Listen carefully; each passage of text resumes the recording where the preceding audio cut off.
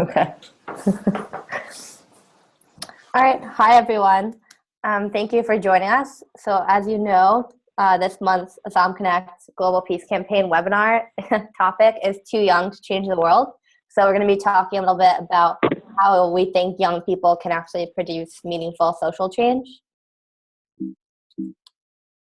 So we're going to show a TED Talk about this topic later, but first we're actually going to start just with some initial thoughts about young people and creating social impact. So these are just 3 questions that I thought were very relevant to this topic. The first being, how do you think age affects your ability to produce meaningful social impact? Does anyone have any thoughts on that? On the first initial reaction to the first question?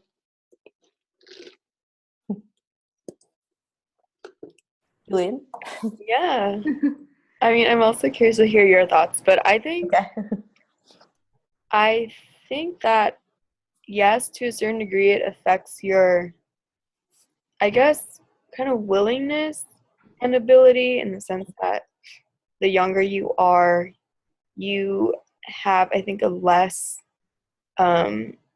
resolute way of operating in the world, and you see, perhaps due to naivete, that there's so much room to change and create social change in that way. But I also think that age in a bigger way affects how you want to produce meaningful social impact.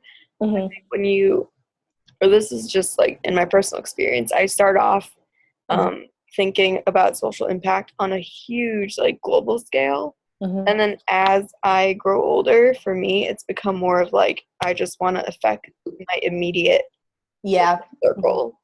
And to me, that's very meaningful. Yeah. I don't know what others think about this. Yeah, I mean, I'll just go, definitely agree with the last part. I think as I got older too, you kind of maybe identify a group that you think you can help. Obviously you can't, well, maybe you can, but I don't think that a lot of people can help everyone. So I think, drawing your experience and actually pinpointing what area you could be most useful is where you can produce the most social impact. I'm going to move on. Oh, Alejandro, do you have anything to add? Can you hear me? Yeah. Oh, okay. Well, I think at a young age, people, find out about issues and they wonder, what can I do? So that, they have this curiosity. And then I think the biggest kind of problem is them just trying to figure out exactly how they can help, because these issues are, so huge and global. And, many times it's well, I'm just one person, what can I do? And then it's organizations or movements, like the Millennium Campus Network and UNICEF Campus Initiative programs that help people and young students start to make a change. Yeah, definitely. Just moving on to the second question. What are the biggest obstacles you face? So I think personally, one of the biggest obstacles for young people is not really maybe outside perception. I know from my perspective, a lot of times if you're under a certain age, other people kind of doubt your ability to produce scalable change. So I think that's probably my biggest obstacle, I guess, when I was doing AslyumConnect, was other people's perception of young people taking such a stance on an issue, basically questioning if you have enough experience to actually produce something meaningful. Does anyone else have any thoughts about the second question?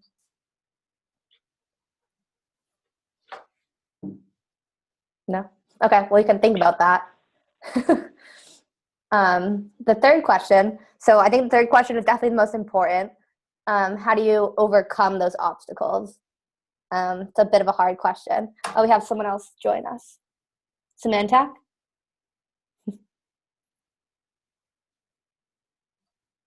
Hi.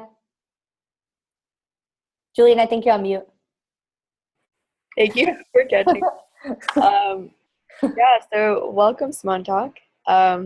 Feel free to speak up at any time. We're so excited to see you here. I think Katie can kind of fill you in on where we're at in the webinar right now. Sure. So as you know, we're talking about young people trying to create meaningful social impact. So right now, you actually caught us like we started kind of late. So this is like our first slide. We're going to be showing a TED Talk later, but you can just read the questions on the slide to catch up. So basically what we said so far is that age can, I think Julian said that as she grew older, she kind of moved from trying to think about affecting social impact for everyone into like just wanting to, or not just wanting, but focusing more on like affecting change in her specific area. And then I agree with that. So I don't know if you have any initial thoughts on the question, Samantha, or you needed like a second to read it. So while he's reviewing it, does anyone have any thoughts on the last question? How do you overcome those obstacles? It's a hard question. I mean, this is a cop-out answer, but for me, I don't think you ever overcome the obstacles. It's a good answer. I was thinking about the second question, and a big obstacle for me is, I think, just burnout. Yeah. Mm-hmm. And I think that is a very crucial part of actually like being in this field. Yeah. Mm-hmm. I think without it would be difficult to find like the motivation to continue or even recognize obstacles. Yeah. I think when you are burnt out, it's because you understand the complexity of issues. And I think too often we oversimplify things.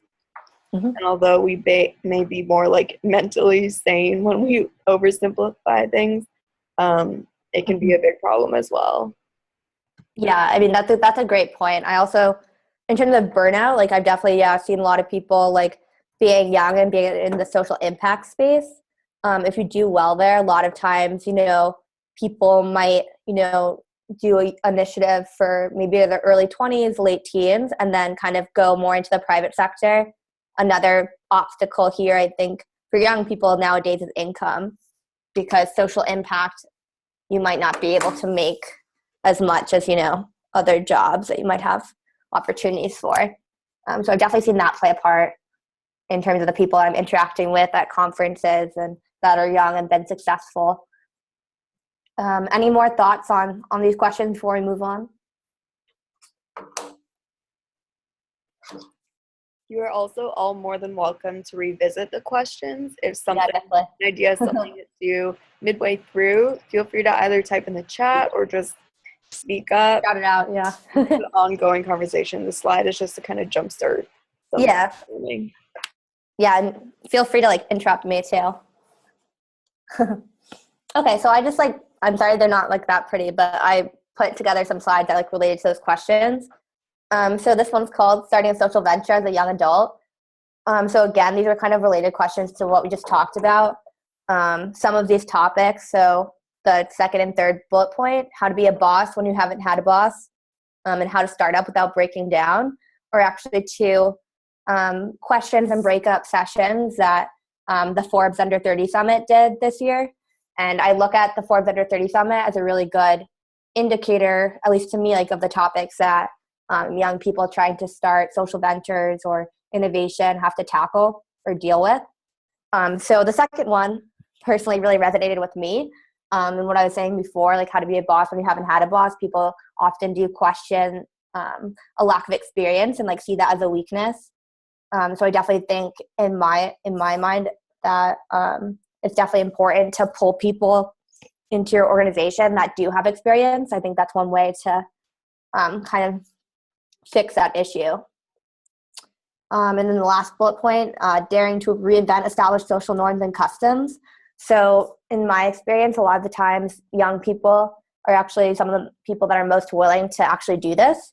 The example that I had was Sean Rad, the 29-year-old founder and CEO of Tinder, who people say reinvented how young people date and mate. So I think that's kind of one of the benefits of being a young person, is that most times they're the people that are often willing to rethink something and challenge something that has just been really ingrained in a culture. Does anyone have any thoughts on these bullet points? I think they're great questions. So I'm glad that you posted them up. So I will be thinking about them throughout our time together. Okay, awesome. Yeah, I know they're like very big questions, and I don't necessarily think they have like a concrete answer. Hey, hi, Samantika. Yeah, hi. Hi, hello. I realize the lighting is a bit of an issue here, but you guys just gotta bear with me here. Yeah. I'm in a really the light's not really working here. So okay, so the thing is, like around 2011 2012 I was working on two ventures, out of which one was actually both were social ventures. So and both were like very different from each other. Like one was home delivery of medical services. One second please. Yeah, so one was the home delivery of medical services, which required a lot of capital. Like it actually required a lot of assets, capacity building, so on and so forth. So the first thing that investors were like, "Who the hell are you? Why the hell am I going to give you so much money? You're going to buy like 10 motorbikes and then like go wherever. You're going to commit like 10 accidents and then all my money is going to go down the drains." So that was one type of question that came, and that was primarily, in other words, it meant that and you don't have any experience, you don't have any marketability, you don't have anything to speak about, any success factors to speak about. So why should I believe in you? And the other company required very less startup capital, and it was in the consumer grievance redressal sector, where we kind of provide free of cost consumer grievance redressal when somebody gets due by some company. So there again, the question was not about startup capital, but the question was where investors were saying, hey, there are lawyers doing so many things already. There are seasoned people working on such things. What are you upstarts going to do about it? And 3 out of 4 co-founders are not even lawyers. So basically there were different questions, and every question could basically be traced back to the fact that there was a lack of experience happening right there. So then again, I mean, like the way we could actually convince them is, hey, we've done so much primary analysis, data analysis, we've crunched our numbers, we've done our surveys, we've done all of that. And eventually we've actually put in serious research work to actually come up with this idea. So, I mean, this lack of experience was a big factor, which, let's say if an investor was basically going to get convinced in 1 hour, it took us maybe, I don't know, 10 days to probably convince him, just because that lack of experience was that defining factor that took us nowhere half of the time. So that is a really big experience, like as far as I'm concerned.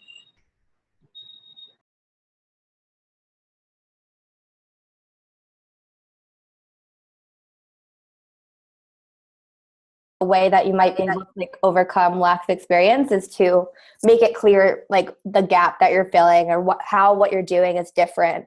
I think that once you have a tangible product that's ultimately just different from everything else that exists, then people kind of have to start taking you seriously, no matter your age. And then I would also say just supplementing your lack of experience with people adding to your organization, like an advisory team or people with that expertise. So like you said, none of your co-founders are lawyers. So like maybe adding a lawyer to the advisory team there would give like credibility and backing from other people and partners. Any other thoughts about these bullets? Julian, do you have any thoughts?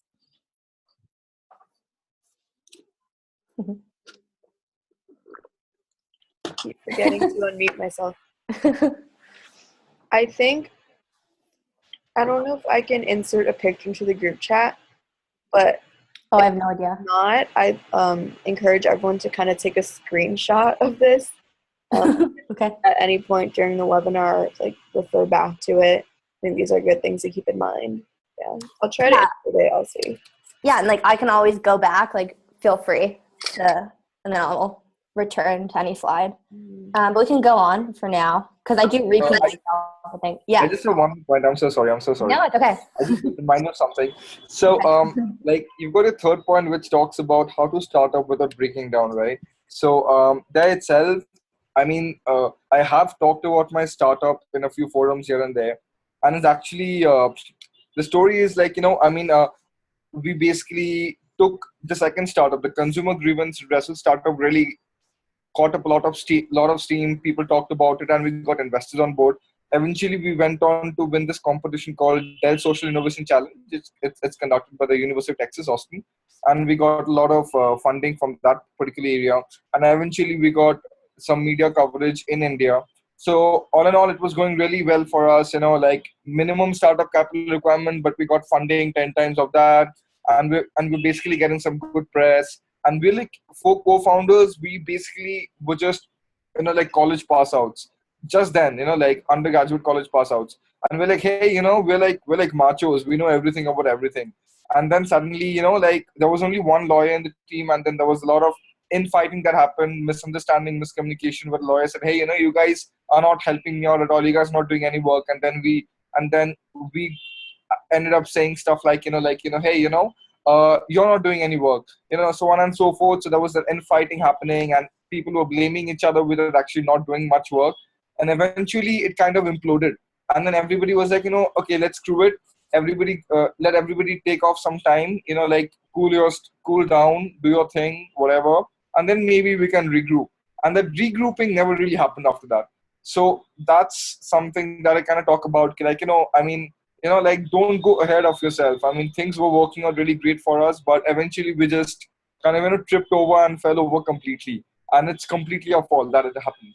So that was something that kind of just top of the mind recall when you talked about how to start up without breaking down. And that just kind of came in. Yeah, great. That's definitely really relevant. 1 second.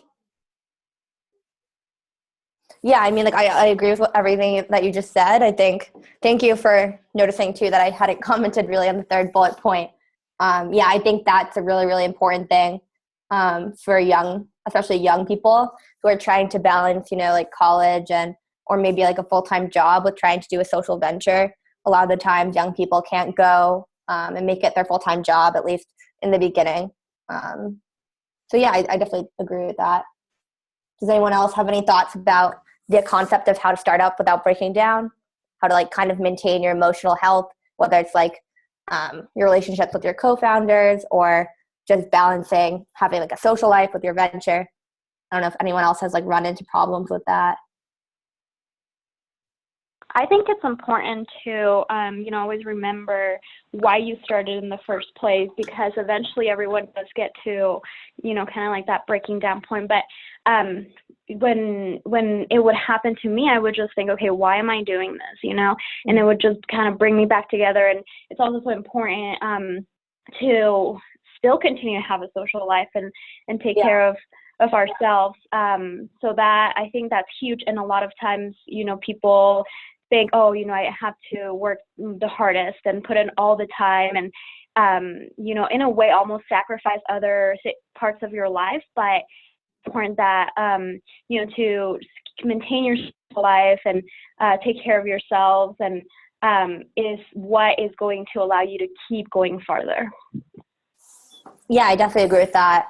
That's great advice. Anyone else before we move on? Because that's actually a great segue into my other slides.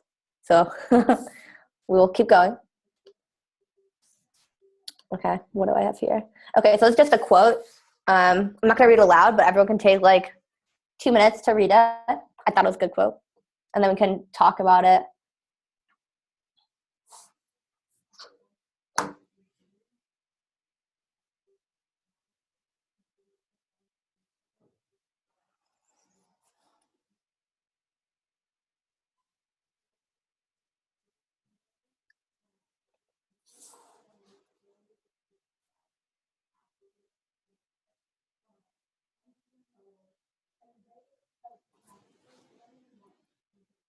Everyone have a chance to read it? Yeah? Okay, well, I bring up this quote. It's a little bit, I guess, shifting gears. And then we'll return to like the old topics, I think the next slide. But I did want to bring up the idea of the internet and technology. I think a lot of the times, I was telling Julene that a lot of the conferences I've attended this year on behalf of AslyumConnect, they've been tech themed because technology, people are pointing to it as allowing like young people like us to actually have an impact. And they're saying that's a really differentiating point between our generation and past generations is that we do have this technology, and it actually is what is helping young people to actually have like a really meaningful impact. So I guess I agree with this quote to an extent, but I'd love to hear other people's opinions about how tech can or maybe cannot have how it allows or affects young people trying to make a social impact. I don't know if you guys have had experience with trying to have tech or tech ventures. What I thought of right after reading the quote was Kiva, and it's a lending program, and I think it's exactly what the quote says. You can have an impact right away across the world. So that's what first came to mind, and I think that's really, really amazing how I can say lend $10, $30 to someone in Ecuador or in any other part of the world, and you know exactly where your money is going, and you can actually see what they're doing. They'll post the pictures, and whether it's a market or they're selling goods to purchase their home, whatever. So I think it's very neat, and there are many examples of how we can see that today. Yeah, that's a great example. Kiva, we actually had a Kiva guest speaker in the last webinar, and I think the topic was socially impactful technology, and I thought of Kiva too. So I'm happy you also thought of Kiva. Anyone else have any other kind of reactions either to what Alejandra just said or the quote itself? Yes, I just a little. So if you look in the group chat, everyone, I just shared a link to the last Global Peace webinar, and if you begin watching from 15 minutes in, that's when Justin from Kiva shares his insight, and it was great, yeah, incredible for me. Like, wow, he just kind of redefines the meaning of entrepreneurship and where it really builds on social and community capital more than anything else. Yeah, and I definitely think one of the things that we had talked about that you guys had mentioned was, I think Alejandra mentioned that you have to remember why you're doing it. And I think Justin is a great example of someone who just has such a clear connection to his job. And it's so clear when he talks about it. Like, he didn't have any slides. He went on for like a good 15 minutes, just like unrehearsed, because he's so passionate about it. And I really do think those are the types of people that actually do make it far in social impact. Yeah, I was just trying to take down everything he said. There were so many good quotables. Yeah. But yeah, to comment on your quote, I think I agree. Like that when you have up here on the slide, I think there are many tools for social change, and technology is one that I believe our generation has built in a way, and that gives us a unique kind of authority and ownership in that area, which I think is really cool. It's a little different from protests, which has been happening for hundreds of years, and also technology in other ways has existed obviously forever. But the way that we're seeing it manifest now is something that I think we got to witness almost from its the tool's birth. Which to use, but I think that's a really exciting thing to think about. Yeah, and I guess the last thing I would say is technology. I was talking, actually, Julie and I had a conference call with one of the other guest speakers about something else. The Hand Up co-founder. Oh, yeah. Sammy. And so I was talking to her about something else, but basically one of the things that she said related to this was that technology is super helpful because it allows you to really put into place, introduce a product really quickly into the market, and it allows you to get quicker feedback than the internet. If you're introducing something, you can email it out and ask people for feedback right away. So she thinks that that's a really important part of how it's reinvented business. And when she said that, I thought it was really interesting and resonated with me.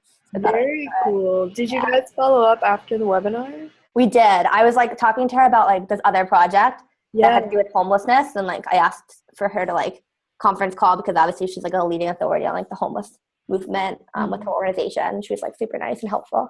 But so great. Yeah, sorry. That was a little side note, but Sorry. Yeah.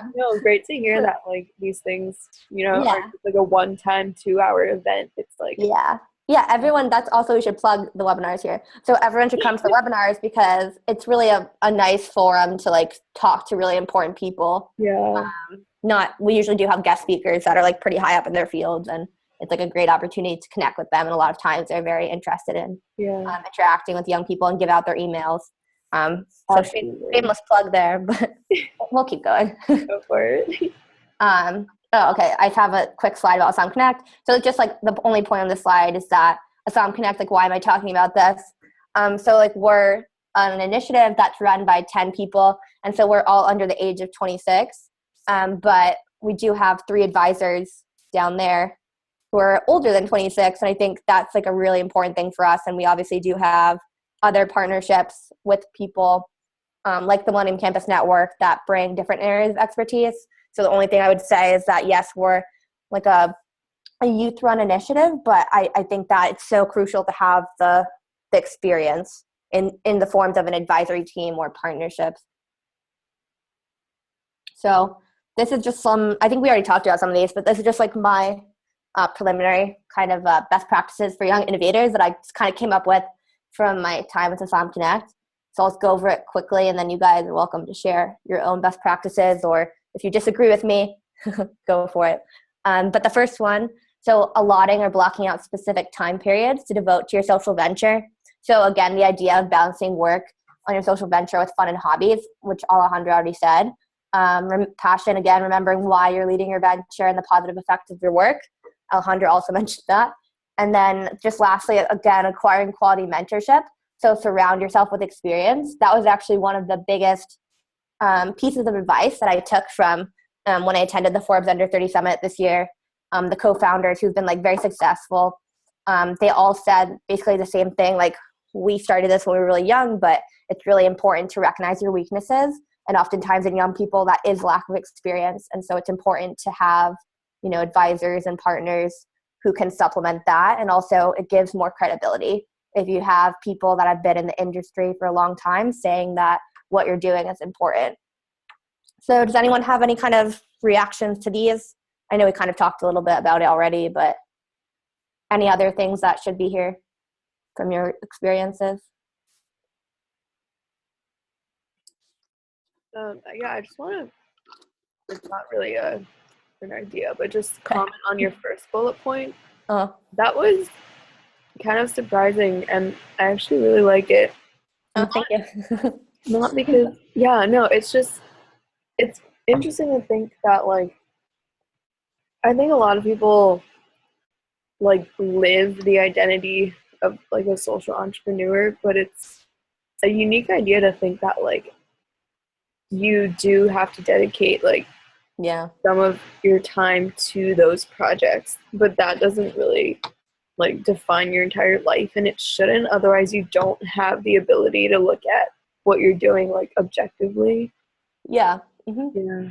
Yeah, like, obviously sometimes things will come up last minute that you have to deal with, but for me at least, like, I think it's difficult a lot of times balancing like school with starting something like this. And a lot of the times, you need to schedule, like, as much as I would love to work in AslyumConnect, 24/7, like, to schedule around your social life and homework, and you need to like make time for all of it. And I think that for me, it's really helpful to like be like, oh, I'm working on AslyumConnect for like 2 hours, like, don't bother me, and then I will like come talk to you. Like, that's like what you have to do.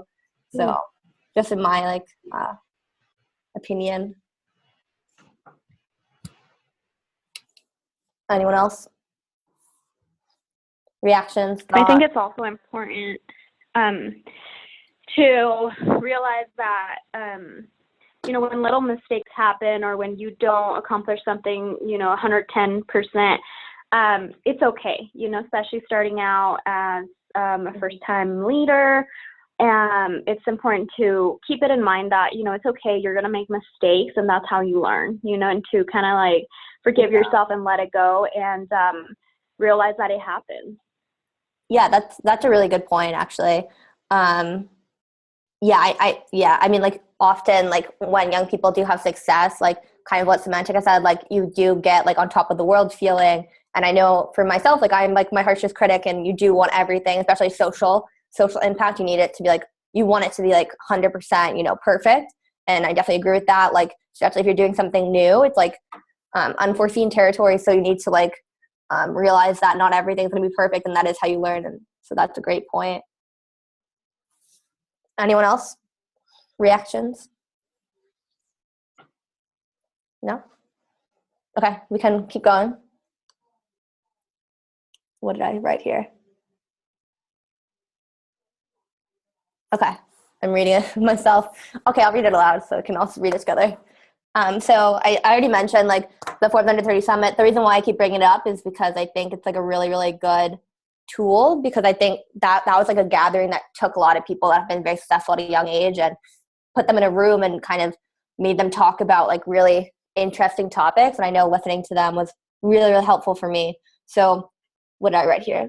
Speakers at the 2015 Forbes Under 30 Summit recommended that young entrepreneurs with scalable and disruptive ideas surround themselves with polished professionals with years of real-world experience. Raw ambition is a valuable asset, but it is not a replacement for decades of industry knowledge. The best route, a combination of young ambition and expertise. Hire people who are more skilled than you so you can complement each other and grow your company together.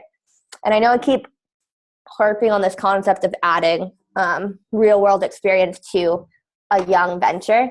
And I think the reason why I do so is because that, for me, I think was the biggest takeaway from that entire summit. I thought, like, when they said that, it really resonated with me. And I think that it's something that if I look at why AslyumConnect maybe it's been taken seriously, it's because we do have people that have a lot of experience backing us. And I don't think it would be the same if it was just 10 young people. So just something to think about. Any kind of reactions to this idea of the combination of young ambition and expertise? Has anyone done that before in their own ventures, or had trouble getting like older people to sign on, or people with more experience than yourself? I think it's a great idea. And the first time that I can relate to this, when I started the UNICEF Campus Initiative Club at my old university. And it was the first time I established a club. And so it was something new for me. And for some reason, I wish I had known this back then, because I didn't think of bringing people with experience. Like, we have to have an advisor, but that was about it, and I think it would have been brilliant to have other students that have funded clubs and have had positions of leadership in their clubs. But now, actually yesterday, I just launched a UNICEF Congressional Action Team here in Denver.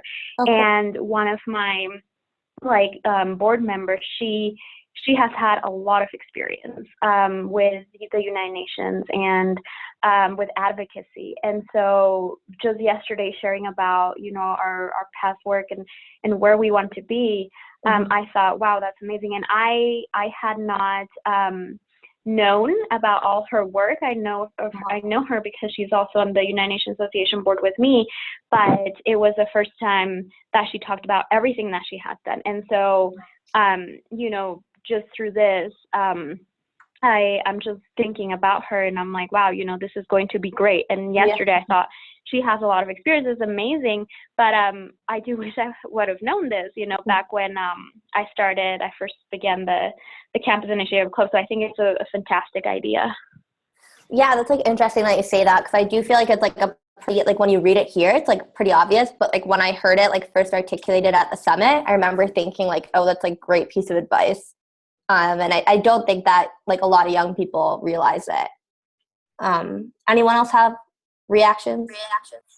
Yeah, hi. So the thing is, in that same venture that I was talking about, one of the biggest issues that most of although we were able to establish a business model as sound and so on and so forth, we did have to eventually, in order to quell worries, we did eventually have to not hire technically. We talked to a few of the lawyer, senior lawyer people, somebody's dad, somebody's mom, somebody's uncle's friends, uncle's friends, and it could be anybody.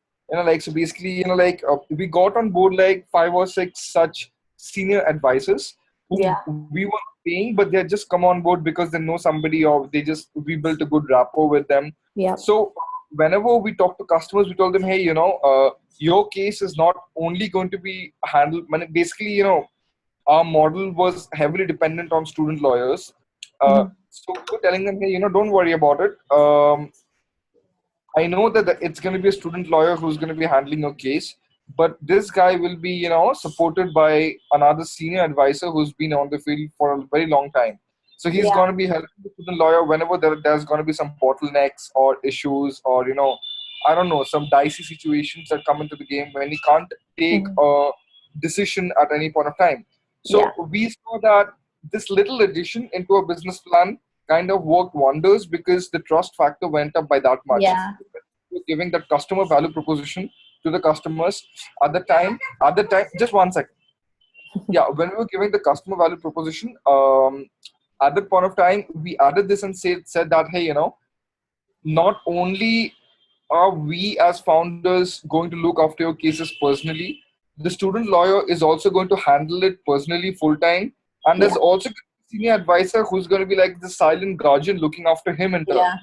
So we've got layers stacked up for you so that we don't falter, and as a result give you the justice that you deserve. So that really worked out for us. So that way I believe you're correct. Although only expertise or only raw ambition doesn't work, a healthy combination, a kind of like based on your business model, if you can work out what sort of combination really works, raw energy, raw passion, along with some expertise, if mixed correctly, can really work wonders for your firm, both internally and externally. Yeah, I mean, that's a great point. I think I definitely agree with the idea that adding experience often from an outside perspective does really increase trust and opens up doors, like opens up more connections, more networks. I'll give you an example. So AslyumConnect right now, we're working with an organization called Hilltop Consultants, which is a student-run consulting organization at Georgetown University. They've worked with like Teach for America and big clients, but the reason why I bring them up right now is because they market themselves as student-run, but they have extensive oversight from an advisory team. And I think that's like a great example of an organization that is student-run, but they also have the advisory piece of like high-level actual consultants with years of industry experience. And that's, I think, one of the big reasons why they're able to get so many large clients. So I just think that that's an interesting example here. Julian, do you have any reactions to this? Well, my immediate reaction was basically that part where it says raw ambition is a valuable asset. That sentence was beautiful, and it will stay with me. And that's all I have to say about it. Thank you. I took this from, I wrote like if you guys want to learn more, I wrote like a Huffington Post article about this on my little Huffington Post unplugging blog. Yes, I wrote like share about the link in the group chat. I can try. It's hard for me to That's do right now because it's like full screen on my computer. Oh yeah. But I can send it to you after. It's a shameless plug, but it's just like about my experience at Under 30 Summit. Like this is just like, it was so interesting to me. But we can keep going. And this is just another quote. I like quotes. Taken from Barbara Bush, the co-founder and CEO of Global Health Corp. She said, as a leader, it's your responsibility to use your voice for the issues you care about most. I bring this up because I think it's a kind of a quote that really resonates with young people who, like Julian said, as you get older, maybe you kind of move towards more of a focused issue rather than trying to help everyone. And so I just thought it was an interesting concept, and I thought she put it pretty nicely and succinctly. So I don't know if anyone has any reactions to this quote. It's pretty simple, but I think it's a good quote.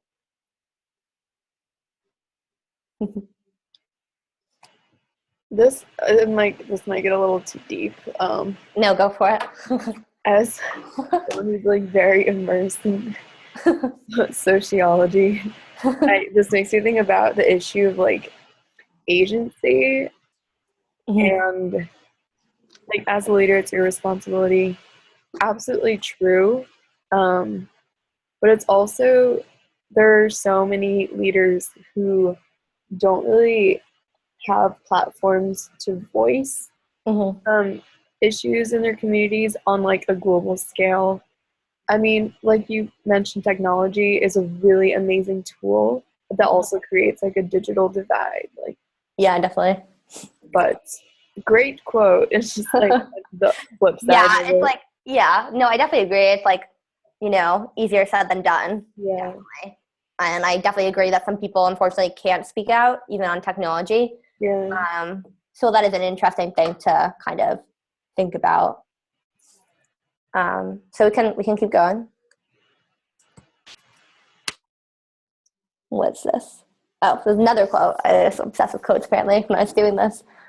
This is from the same article. It's called "Never Too Young to Launch an Idea." So I won't read that all aloud, but you can just take a second and skim it or read it in full if you want, like a minute or so.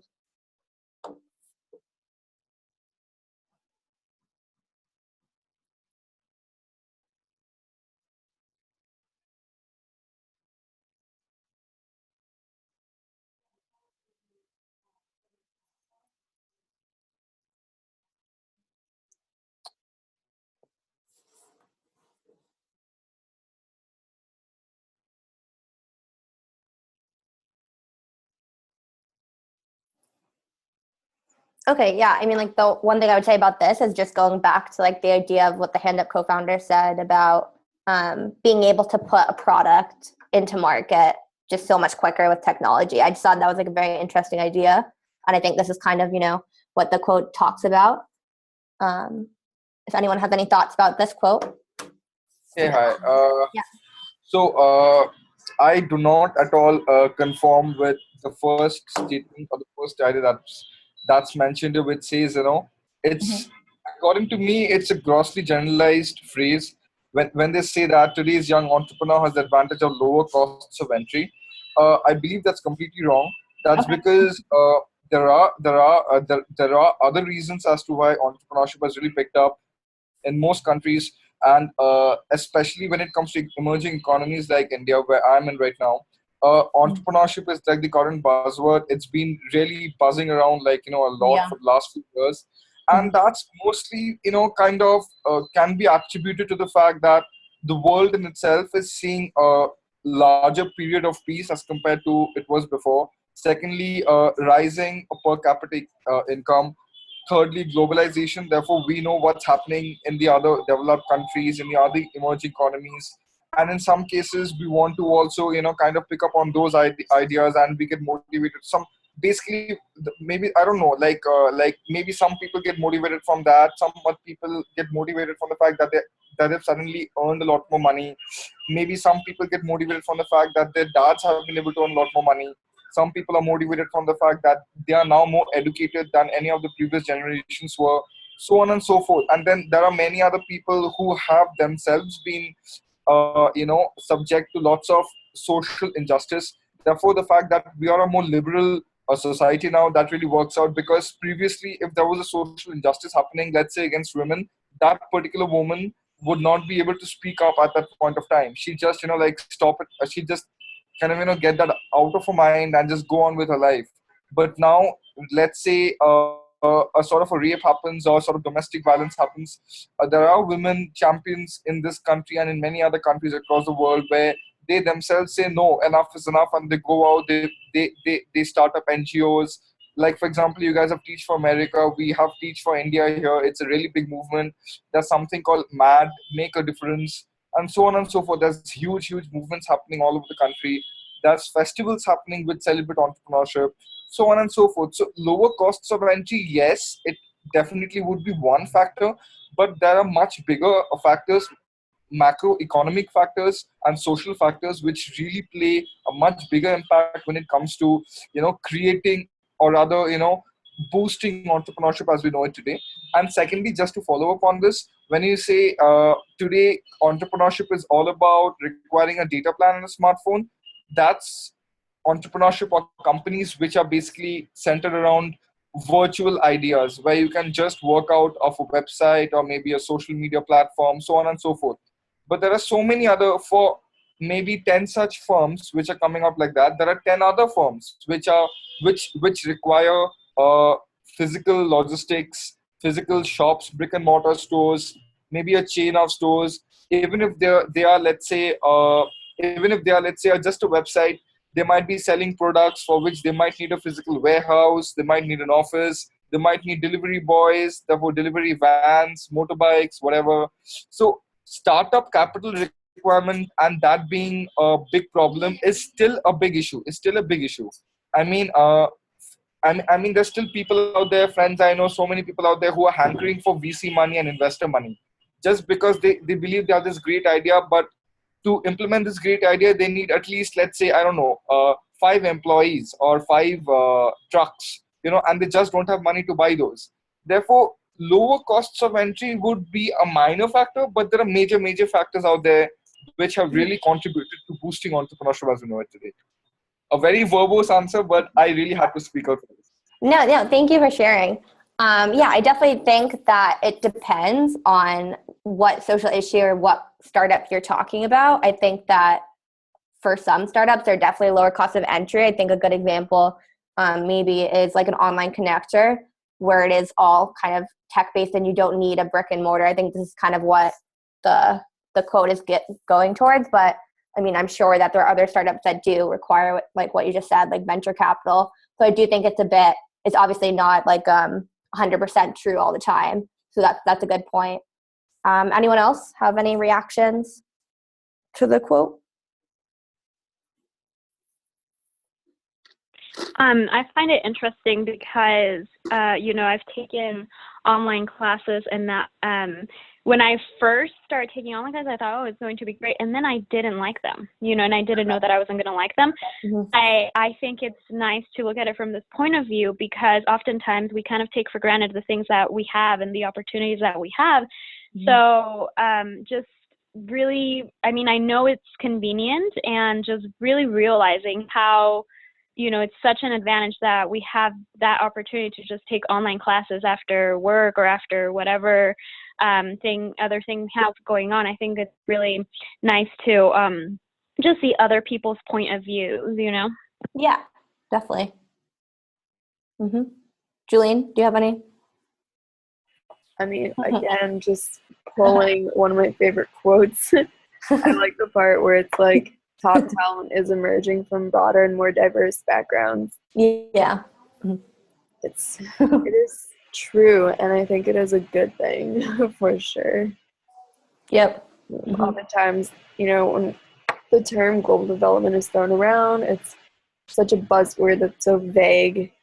Yeah. And I think global development to people in the global north looks very different from like people's definitions everywhere else, because there's, I think, a problem, like a flaw, where people in the global north see it as like helping them. Like the other pool, and we should use our resources to help them, and that them word is like so horrifying, but I think it's really great to see that people are noticing that talent is a global phenomenon and not just like isolated in areas that we think it is currently. Yeah, that's a great point. I liked what you just said about it being a buzzword. I think all these things we're kind of talking about are a bit of buzzwords, like global development, innovation, social impact, entrepreneurship, social entrepreneurship. These are all words that there's no real strict definition. I know for a lot of people, like social entrepreneurship, it's like a very up and coming term, and the fact that if you had said you were a social entrepreneur like 5-10 years ago, people would have laughed you out the room. And now they're like business degrees. Like I know Wharton has like a social entrepreneurship track. So I think that's really interesting that people are now kind of thinking it's actually possible for not only young people to produce change, but also for people to use business principles to actually produce meaningful social impact. I think a good example of that is, I don't know if you guys are familiar with B Corp. They're very interesting. If you're not, I highly recommend you to kind of look them up. Companies like Warby Parker, even Ben & Jerry's are B Corps. They're basically certified saying that they're using business to further social good, and there's like strict regulations that they have to hit. And I think that the idea of a B Corp and the idea of a social entrepreneur is very interesting to me, which is why I put up this quote. But we can keep going. Oh, that's the end. So do you guys have any questions about this, or Julian, we can like start watching the the TED video, I guess. Yes, I think Should we do that that? would be perfect. Okay. Can you see it? Mm-hmm. Yeah, if anyone has issues with audio or visual, just holler and we'll try to fix it. Okay, yeah. So just like a preface, like we're now going to watch a TED Talk. So someone else speaking, not me, yay. But it's basically like a young person. Let me see if I had like the name of it on the other slide. I feel like that would be helpful. It's called Being Young and Making an Impact. So I think it's very relevant. So it's like 12 minutes. So let's watch it. Can you guys hear it? My mom is a strong Black woman who raised her kids to have the same sense of strength. It's not playing for me. It's not playing? No. Um, Oh, it's... Now I see her.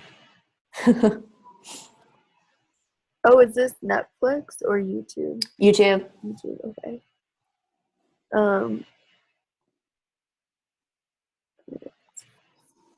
Okay. I think, would you be able to, like, try again? If Yeah. it's working for everyone else, then we can Is it working for other people? I can also like send you the link to it, I guess. Let me see. It's not working for me. Okay. Yeah, I've never done like sharing a video. Normally it works. Does it work now? I'm playing right now. Yeah. Can you turn the audio up? Larger than life photo of my siblings and Oh shit. Cut that part out of the. That was a. Okay, hold on. Real struggle. Oh, it just happened. Okay. No? Don't do this to me. Is it working now? Yeah, would you be able to, is your volume at the max on your computer? Yeah. Can you hear it? Yes. Can you hear it now? No. My mom. You can't hear it? Oh, yeah, a little bit. Okay, go for it. Maybe I can put like subtitles on it. I don't know. Hold on. That would be helpful. Yeah. Is a strong Black woman. Can you see it now? Who raised her kids to have the same sense of strength. Can everyone else? Hopefully. The spirit was epitomized by a single wall in our small 2-bedroom apartment on the south side of Chicago. 2 pictures hung proudly. One, larger than life photo of my siblings and I, and the other, a picture of my mom at 12 years old, staring into the eyes of Dr. Martin Luther King Jr. When I was younger, I used to stand on my tippy toes, stare at that picture, close my eyes tightly, and just pretend that it was me, gazing up at the man who revolutionized the civil rights movement, who marched on Washington, and who transformed a generation by his words, "I have a dream." But I did get to meet him.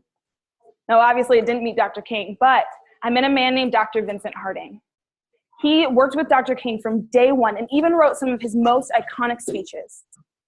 You see, this was a really important moment for me as a kid because it was the first time that I realized that it wasn't just Dr. King who led this revolution, but he was surrounded by a movement made up of anonymous extraordinaries. Anonymous extraordinaries are people who work selflessly and vigorously for what they believe in. People who are motivated by conviction and not recognition. It took me a long time to realize the significance of this moment until I was much older. And like I said, I grew up in Chicago. I grew up in a rough, poor neighborhood, but it didn't really matter to me as a kid because I literally have the most incredible family in the world. 2 things that I did struggle with a lot growing up was one, that my dad has been sick my whole life. He suffers from Parkinson's and pancreatitis. And as a kid, it was so hard for me to watch my hero in so much pain. And my other issue was with me. I guess you could say I had an identity crisis. I had to move 4 times during high school, and my freshman year, I went to an extremely racist high school. Kids were so cruel. They gave us hate letters, wrote terrible things on our lockers, and because I'm biracial, they would tell me you can't be both. You have to choose black or white. And in the end, I just resented being either. And then all of a sudden, my senior year rolls around 2008, and being mixed, being racially ambiguous is this new cool fad. Like, oh, Natalie, now it's okay for you to like you. You're pretty now. I was over it. I was really tired of caring about what other people thought, and I just wanted to do whatever I could do to hurry up, go through my classes, whatever school I was going to be at next, and graduate. It wasn't until I was 17 and I saw a film called Invisible Children that something happened. Child soldiers, children, as young as my nephews, being abducted, given AK-47s, and forced to kill. Not just anyone, but oftentimes forced to kill their own parents, their own siblings. A rebel army committing mass murder for no political or religious reason just because. 25 years. 25 years this conflict has been going on. I'm 20 years old, so that makes this conflict 5 years older than me. One man with one charismatic voice started this whole thing. His name is Joseph Kony. When I saw this film, something happened. Something started kind of stirring inside of me, and I couldn't identify what it was. I didn't know if it was rage, if it was pity, if I felt guilty because this was the first time that I'd heard about a 25-year-long war. I couldn't even give it a name. All I knew is that it kicked me off my ass, and I started asking questions. What do I do? What can one 17-year-old do? You've got to give me something. And they gave me something. The founders and filmmakers at Invisible Children told me that there was this bill, that if we could just get this bill passed, it would do two things. One, it would apprehend Joseph Kony and the top commanders in his rebel army. And two, it would provide funding for the recovery of these regions that have been devastated by 25 years of war. And I was like, done, let me at it. I swear I will do whatever I can to make this happen. So myself and 99 other idealistic 18 to 20-year-olds hopped on a plane to intern in San Diego with Invisible Children. I was postponing college. We weren't getting paid for this, and you could call it irresponsible or crazy. My parents did. But for us, it would have been insane not to go. We all felt this urgency, and we would do whatever it took to pass this bill. So we were given our first task. We were going to plan an event called the Rescue of Joseph Kony's Child Soldiers, where participants would come in 100 cities worldwide and rally in their city center until a celebrity or a political figure came and used their voice on behalf of these child soldiers. And at that point, each city was rescued. But the catch was, we weren't leaving the cities until we were rescued. I was given Chicago and 9 other cities, and I told my bosses, I was like, if we're going for big name people, why not go for the Queen Bee? Why not go for Oprah Winfrey? They thought I was a little idealistic, but I mean, we were trying to think big. We were doing an impossible thing, so why not try to reach more impossible things? And so we had from January and April to get this done. This is the number of hours that I spent on logistics, from getting permits to rallying participants and finding venues. This is the number of times that I was rejected by celebrities, agents, or politicians' secretaries. That is the number of the amount of money that I spent personally on Red Bull and Diet Coke to stay awake during this movement. You can judge me if you want to. That is my hospital bill from the kidney infection I got from an overconsumption of caffeine due to this event. And these were just some of the ridiculous things that we did to try and pull this event off. And so April 21st rolls around and the event begins. 100 cities around the world. They were beautiful. 6 days later, all the cities were rescued but one. Chicago. So we were waiting in the city. People started coming from all over the world, all over the country to be reinforcements and join their voice with ours. And finally, on May 1st, we wrapped ourselves around Oprah's studio and we got her attention. This is a clip from a film called Together We Are Free, documenting the rescue event and my attempt to get Oprah. First, when I drove into the office this morning, there was a giant, when you all came in, was there a group outside holding up signs asking if I would talk to them for just 5 minutes. So I was happy to do so. And they are with a group called Invisible Children. And I told this group outside that I'd give them a minute to state their case. Oprah, thank you so much for having us. Basically, these folks out here have seen the story of 30,000 children abducted by a rebel leader named Joseph Kony. And they're out here in solidarity, and they have been out here for 6 days. This started 100,000 people worldwide. Now it's down to 500, standing strong, so that you can raise the profile of this issue and we can end the longest running war in Africa and rescue those kids that are child soldiers still in East Africa. Oprah, I have to say, this girl Natalie here, she's 18 years old. She was an intern for us this year, and she said, my one goal is to get Oprah. She had 2,000 people come out on Saturday, but it rained. She stood here in the rain with 50 people. When they heard she was here, hundreds started coming. People are here from Mexico, Australia. Natalie's 18. Don't think you're too young. You can change the world any day. Start now. Start today.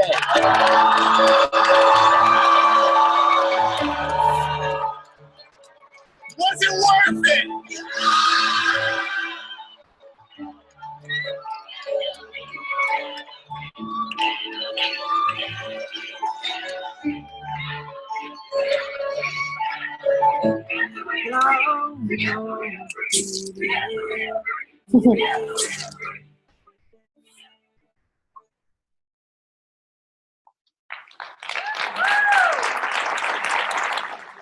So you would think that this is a moment in my life, the pinnacle that made me an extraordinary. And it was an awesome moment. I mean, I was on top of the world. 10 million people watched the Oprah Winfrey Show. But looking back, that wasn't it. Don't get me wrong. Like I said, it was a great moment. It made for a heck of a profile picture on Facebook for a week. But I had been extraordinary all along. And I wasn't alone.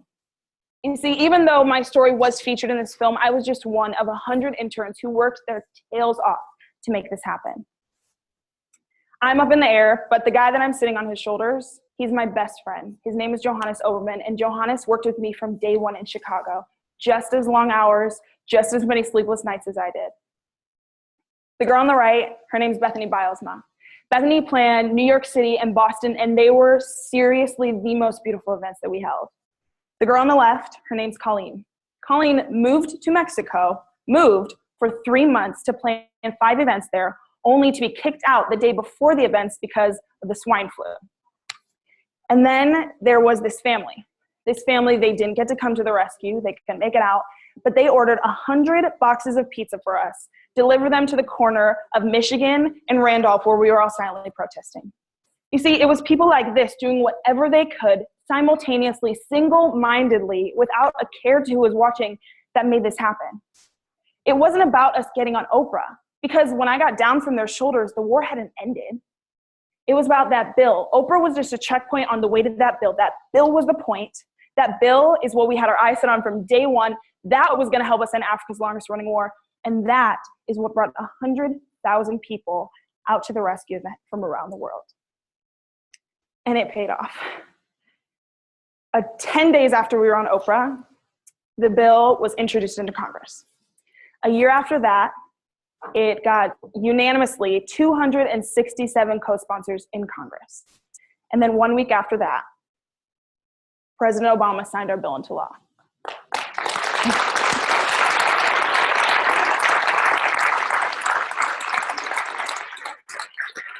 And none of us interns got to be there. We didn't get to be there in this moment. Our founders were there. They're the guys cheesing in the background. But that moment right there is what made all of it worth it. It's what 100,000 anonymous extraordinaries worked for so hard to make that happen. You know, the Oprah moments, they prove that the supposedly impossible can be done. They inspire us, they boost our confidence, but the moment isn't a movement. Even a lot of those moments strung together don't fuel a movement. What fuels a movement are the anonymous extraordinaries behind it. You know, for me, what kept me pushing on through the rescue was the thought of those child soldiers. It became personal. I was able to go to Africa at one point. I met these incredible people. I have friends that have been living in this conflict their entire life, and it was personal to me. But that doesn't have to be what drives you. You know, you may want to be the next Shepard Fairey or the next J.K. Rowling or the next whoever. It doesn't matter, but whatever you want, chase after with everything that you have. Not because of the fame or the fortune, but solely because that's what you believe in, because that's what makes your heart sing. That's what your dance is. That's what is going to define our generation. When we start chasing and fighting after the things that we love and that we want to fight for. I cared too much in high school about what people thought about me. Even that's what's so awesome about this conference is so many of you are so young. Find that thing that inspires you, that you love, and just chase after it. You know, fight for that, because that is what is going to change this world, and that is what defines us. Despite what people think, my Oprah moments, my being on TED, it doesn't define me. Because if you were to follow me home to LA, you would see me waiting tables and nannying to pay the bills as I chased after my dream of becoming a filmmaker. In the small, anonymous, monotonous, every single day acts, I have to remind myself to be extraordinary. And believe me, when the doors closed and the cameras are off, it's tough. But if there's one thing that I want to drive home to you, one thing that I can say, not just to you, but to myself, is that is the acts that make us extraordinary, not the Oprah moments. Yeah.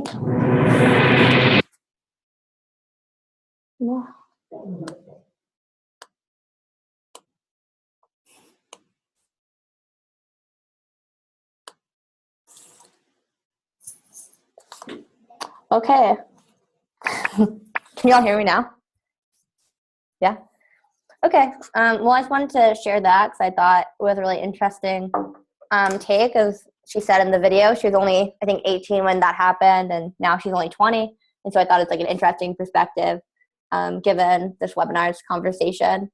So any initial reactions to her talk?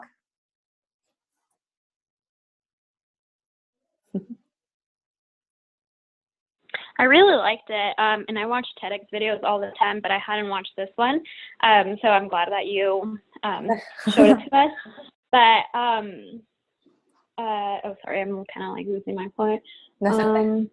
Oh yes. It's true. You know, there are all these missionaries, and what did she call them? Instructed invisible people or something like that. Yeah. And I think it's, you know, we have a leader and we have someone that starts the group or starts, you know, whatever, but we cannot accomplish it without all these other people, without our board members, without the support from friends and family.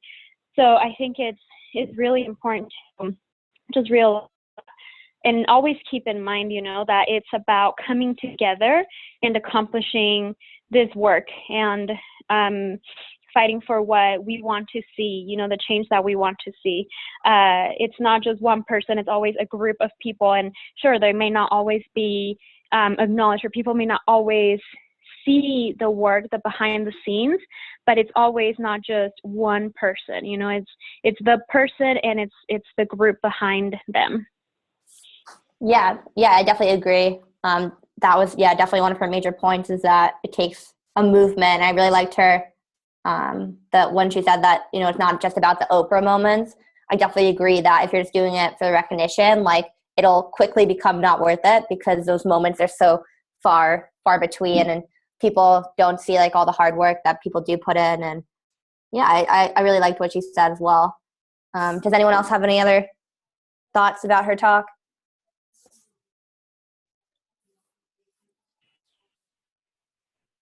Yeah, well, I think, all good points that you both brought up.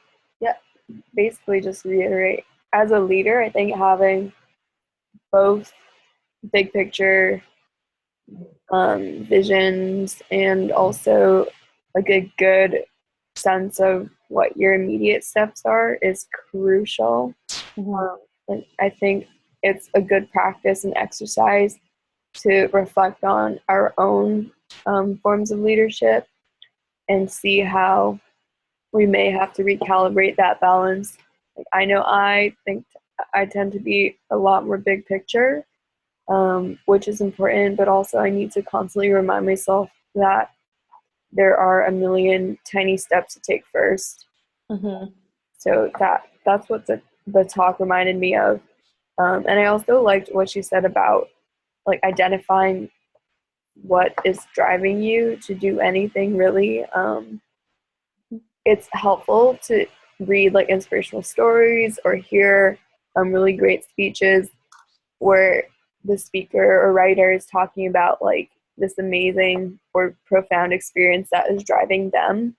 And then I know what I do is I kind of latch onto that and I'm like, oh yeah, like this is what drove them, this is what's going to drive me. But when it comes down to it, we all have like drastically different upbringings and identities. And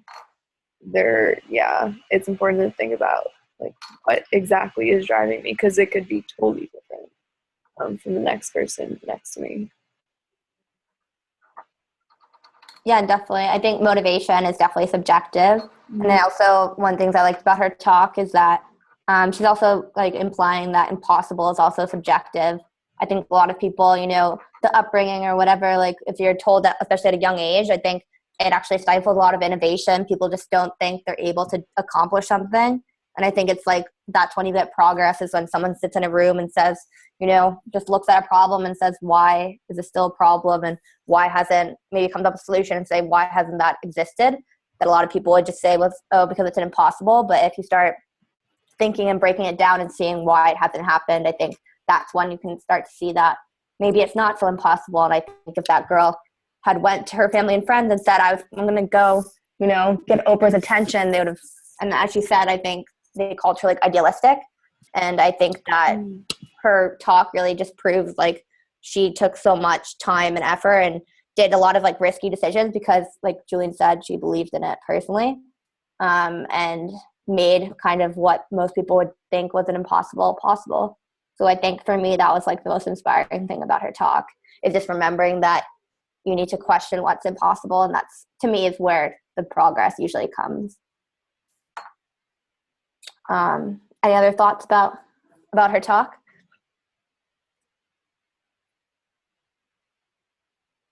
No? I mean, I have a question for like everyone else. I think it's good that we touched on like what we liked about it, but also I think we totally welcome critique of any material that's presented in these webinars.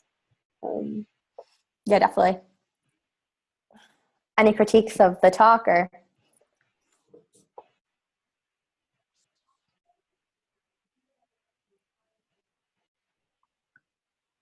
No, it was perfect. It was impressive. It was impressive. Yeah. I get her. I guess like maybe one critique that I could think maybe people might say is I remember she said she did have very personal motivation. I think she said like her friends were involved with the war. To me, a lot of critique you're going to get when you're dealing with helping a cause such as the Invisible Shoulders is why are you doing it? And if it's not a direct personal connection in the sense that you haven't experienced it or have more direct personal connection, people can start to get a little bit wary of that. I've seen some of my friends have started more like when you're working with like a community in Africa that you haven't actually lived in, and people start to get a little bit defensive on that topic. So I could see how she would, I'm not saying I agree with that, I'm saying that that's a type of narrative that I'm sure she has had to combat or deal with. And so, I don't know. It'd be interesting I would love to hear what she would say to that, but. Yeah, totally. Like if anyone who studies history of the African continent, I think would have a lot to say on this. Yeah. Given child soldiers, it's so complex. Yeah. I think it's easy for a lot of people to be like, how could this exist? Yeah. I mean, everything that exists in the world, it exists like for a purpose. Like in some way or another, it has been influential in like the maintenance of some kind of order. So obviously it's a big issue. But. Yeah, I guess like there you just want to make sure she's not like simplifying the issue, I guess, and make sure she understands all the nuances, because I think that's the only way that you can really combat an issue is if you understand the complexities. And I'm sure she does. I'm just curious about that, I guess. That was like when I was listening to her speak, I was like, I could see that as a critique. Does anyone else have any maybe other critiques? Thoughts? I mean, it was impressive. I liked it. Oh, I guess another thing is like, it seems like for this particular example, media was the gatekeeper in terms of like deciding whether or not a story would reach millions. And when you think about who is dominating media, it's not great. It makes the issue even more complex. Not to just keep poking holes in this. These are just like questions that I have. I think that's the purpose of like TED Talks. It opens up a bigger conversation. Yeah, I mean, again, I definitely agree with like the media piece. I think it's really interesting to me when she said, they're targeting political figures and more celebrities. And I definitely I see the value in that, and they do have the voice that can realistically reach millions of people. But I guess the question there is why is that? Should that be the case? For instance, a reality TV star who maybe hasn't done anything of substance, has the power to, voice and champion causes and have other people actually care about them. I think that's the fundamental, problem in like society. And for a lot of times it is really hard to get media attention. You have to have a very like compelling story, and you have to shape it in a certain way. And it also shapes like what publication you're pitching to, like what kind of angle you can actually say. And it definitely like edits for you almost your rhetoric. I know when I'm pitching to publications on behalf of AslyumConnect, like there's only certain things I can say. If you go past a certain line, like they're not going to print it. Like you can't be too like, you can be very passionate, but sometimes I like have to like, you know, simmer down, and like you have to connect it to like, for me, like I have to connect it to maybe like certain like LGBT issues that are happening in the US that maybe I don't feel like should be the main point of the conversation. And you're trying to get it. I'm trying to, you know, just kind of sneak like the LGBT, not sneak, but like sneak the LGBT asylum seeker part like in it, you know, so that they'll publish it, or even using like my own personal connections to get it in the media so that it reaches more people. And I personally think that, you know, that should be the focus of the media piece, not my personal, like one of the things I guess that I do a lot is write about my personal experience, because that's what people is interesting to people, and then slip in something about AslyumConnect as like in the article.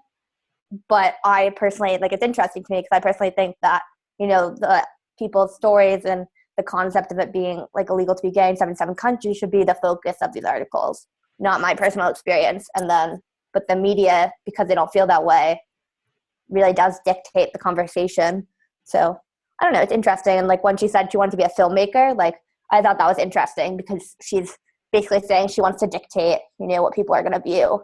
And so that made sense to me a lot. Like when she said that, I was like, oh, that makes sense for you. So I don't know. That was just my take on that. No, that was great. My rant is over now. I really, really love how you tied it back into your own experience with the campaign. And it is very like interesting to think about how we censor ourselves for different people in different positions of like authority in order to realize like a greater goal that we have. I think it's admirable and also difficult to practice like certain parts. It's definitely frustrating. Like sometimes like I'll get articles published that I'll be like, why did they publish this? And then, you know, submitted piece and it might not get published that I think is just so important. And so I think that's really interesting. Like why, and they're looking for, you know, human interest pieces and what's going to be, you know, clicked on the most, and it might not be, people might not want to read about like the serious issues. So I don't know, like marketing and branding and the social impact sphere, especially for young people, is like very interesting. So I don't know. If anyone has any thoughts on that or other critiques for the TED Talk. I don't. I really liked it. And I thought it was nice that, you know, she made a very strong point with, I feel like, not as many words, you know, like she could have done a TED Talk of 30 minutes or so, but she kept it simple and it was very powerful. Yeah, no, definitely. I think like her story is like great because it really speaks for itself. Like when she, you know, says it, like you said, like it's very concise and it's very memorable and it's very easy to follow, like her steps, which I think is obviously because like what she did is obviously much more complicated in the sense that you don't see like all the work she put into it.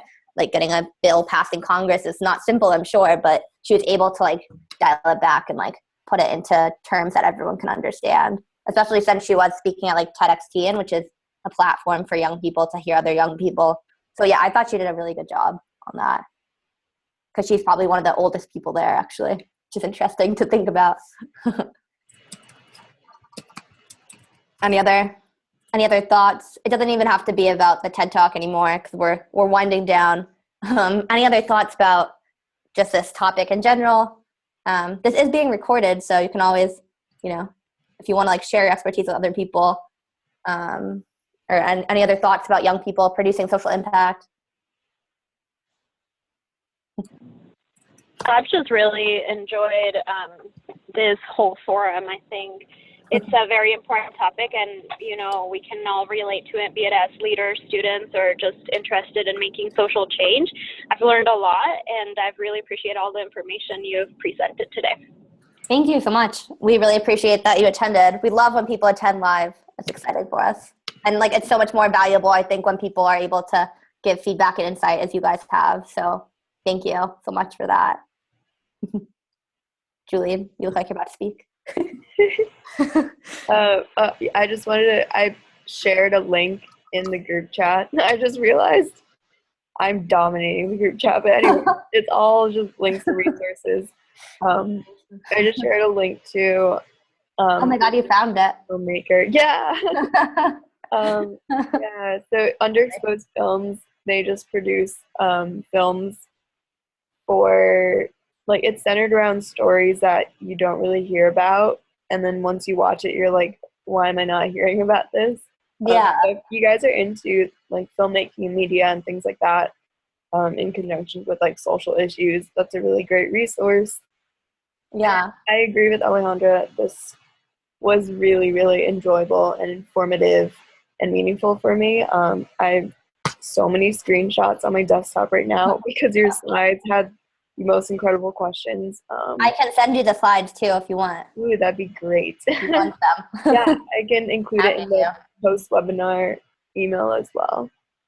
Yeah, I can definitely do that. Yeah. Okay, well, we technically have like 15 more minutes, but that's really all I have. So unless anyone has any like closing thoughts, I will just end again with thank you so much for coming. And I think Julian like send out email after with my like email and everything. So oh cool. And Samantha just recommended someone. Yeah. Feel free to talk about this person if you like, or just share your personal experience with this topic. And I know you're very experienced in this. Okay. I will take down this information very quickly. Okay. Oh. You got it?